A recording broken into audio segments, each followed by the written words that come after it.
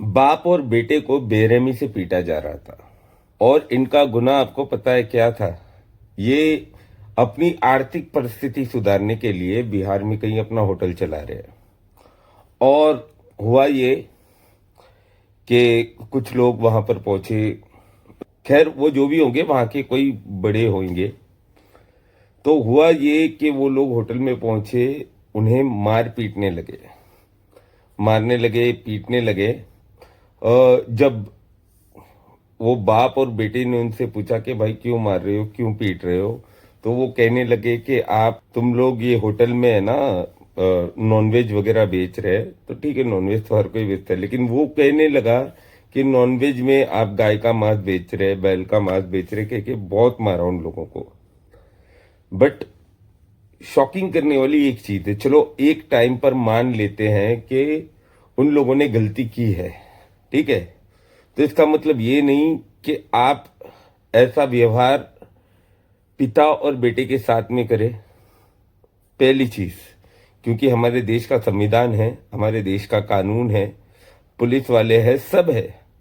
आप कंप्लेन दे सकते थे, आप सख्त से सख्त कार्रवाई करा सकते थे। ये हो गई पहली बात।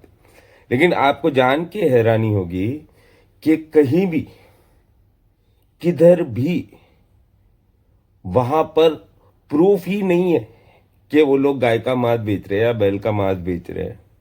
विदाउट एनी एविडेंस आप किसी पर भी ऐसा, किसी के साथ भी ऐसा बर्ताव कैसे कर सकते हैं? सोचने वाली बात है। ये मॉब लिंचिंग का केस है। तो अब देखो देश हमारा किस दिशा में जा रहा है। मैं यहां पर किसी का पक्ष अभी भी नहीं ले रहा हूं, लेकिन सोच के देखो, ऐसे मारना पीटना कहां तक सही है? कौन देता है राइट्स मारने के लिए? अधिकार क्या है आपको किसी पर हाथ उठाने का?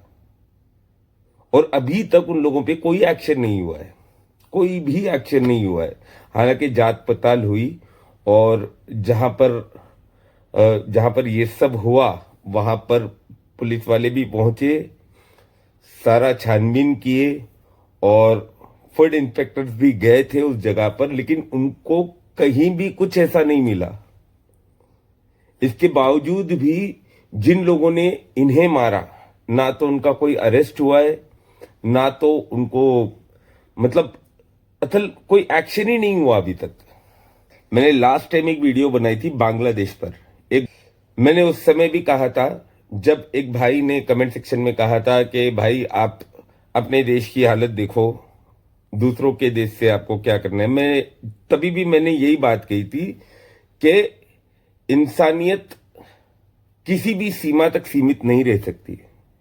अन्याय जहां कहीं का भी हो, आवाज उठाना हमारा फर्ज है।